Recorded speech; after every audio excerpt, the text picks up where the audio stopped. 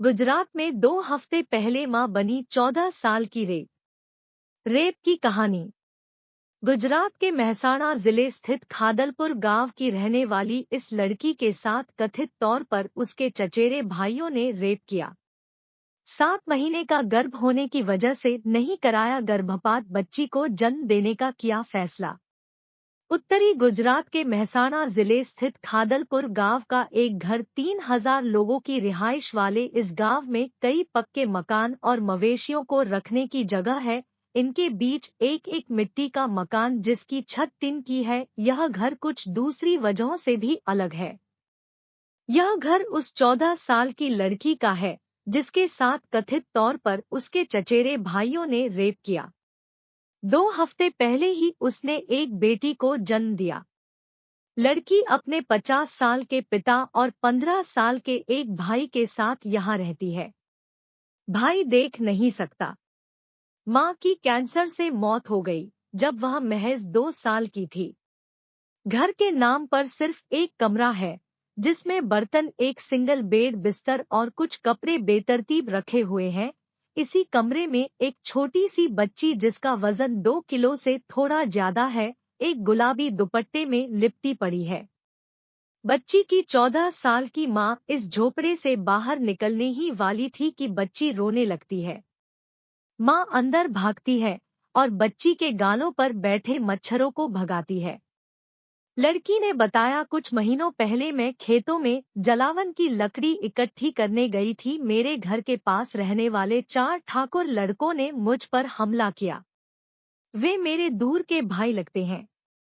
मैंने इस बारे में किसी को कुछ नहीं बताया, लेकिन जब मेरा पेट फूलने लगा, गांव की एक औरत ने बताया कि मैं गर्भवती हूं। इसके बाद मैंने अपने पिता को उस घटना के बारे में बताया। इस साल अगस्त में पिता ने करीब के लगनाज पुलिस स्टेशन में शिकायत दर्ज कराई। लड़की ने बताया, एक महिला कांस्टेबल मुझे सरकारी अस्पताल ले गई जहां डॉक्टरों ने मुझे बताया कि मैं 7 महीने की गर्भवती हूं और मेरा गर्भपात नहीं हो सकता, इसलिए मैंने बच्चे को जन्म देने का फैसला किया। रेप के सभी आरोपी खेतों में काम करने वाले मजदूर हैं जिनकी उम्र 18 साल से 21 के बीच है। वे सभी पुलिस कस्टडी में हैं।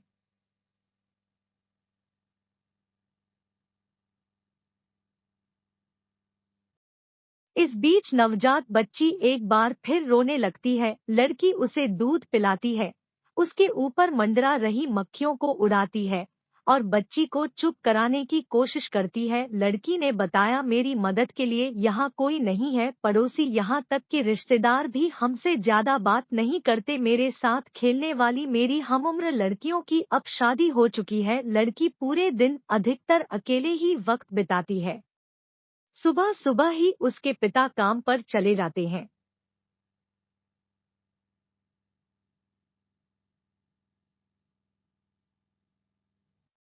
भाई स्कूल चला जाता है। अपनी नवजात बच्ची के अलावा घर में रखा टीवी ही एक ऐसा साधन है जिसके सहारे लड़की का वक्त कटता है। बाकी वक्त में वो घर का ख्याल रखती है। खाना पकाना, बर्तन धोना और चूल्हे के लिए लकड़ी चुनने जाना उसी के जिम्मे है। दोपहर का वक्त है।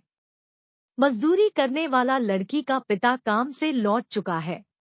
एक दुर्घटना की वजह से उसकी आंखों की रोशनी करीब करीब जा चुकी है।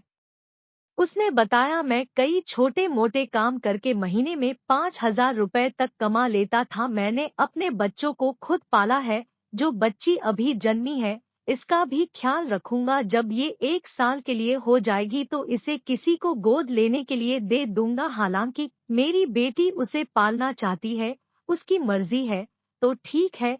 उसकी बेटी को क्या हुआ, इस बारे में बताते हुए पिता ने कहा, वो इतनी बुद्धिमान नहीं है। शायद तभी गांव की किसी दूसरी लड़की के साथ ऐसा नहीं हुआ। उनमें से एक लड़का मेरे घर के सामने ही रहता है।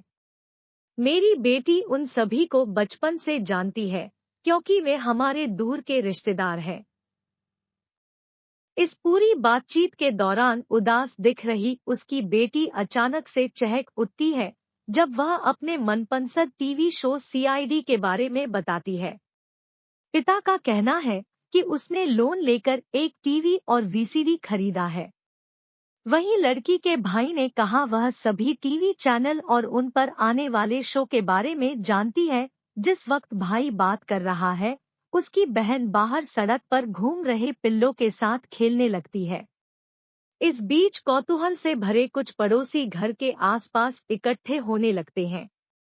उनको देखते हुए पिता कहता है, स्थानीय एसपी केबी पटेल ने हमें कहा कि गांव वालों से कोई भी खतरा महसूस होने पर उनको जानकारी दी जाए। ये गांव वाले खुद में कितनी भी बातें कर ले, लेकिन इनकी हमें सीधे तौर पर कुछ कहने की हिम्मत नहीं है। पिता ने बताया कि पास के ही गांव में रहने वाली उसकी बड़ी बहन ने उस वक्त उसके घर आना जाना छोड़ दिया जब उसे रेप की घटना के बारे में पता चला। पिता ने कहा, वह कहती है कि मेरी बेटी की वजह से परिवार की इज्जत कम हुई है। इस बातचीत के दौरान लड़की का पिता दोपहर के खाने के लिए आलू और पत्ता गोभी काटने लगता है। उसने कहा, बेटी को अपनी बच्ची का ध्यान रखना होता है। आजकल मैं घर के अधिकतर काम कर देता हूँ। इस बात को कहने के बीच पिता ने अपनी बाहर घूम रही बेटी को कहा कि वह बच्ची के सिर को ठीक से पकड़े। झोपड़े के बाहर लड़की की बुजुर्ग रिश्तेदार सीताबेन ठाकुर बैठी है। वह कहती है, वह हमेशा अकेले ही लकड़ी बीनने क्यों जाती थी। हमारी कोई भी बेटी अकेले किसी काम के लिए कभी नहीं गई। मेरी दोनों बेटियों की शादी हो चुकी है। उधर गांव के सरपंच नवीन जी ठाकुर ने कहा, गांव के बुजुर्गों की बैठक में हमने फैसला किया कि लड़कों को इसका अंजाम भुगतना ही होगा क्योंकि उन्होंने गलत काम किया है। हालांकि यह अलग बात है कि सरपंच एक आरोपी का रिश्तेदार है। जिस लड़की को उसके अपनों ने इस मुश्किल की घड़ी में छोड़ दिया, उसकी मदद के लिए कई लोग सामने आए हैं। मेहसाणा ओएनजीसी ने लड़की के मेडिकल खर्च के लिए 10,800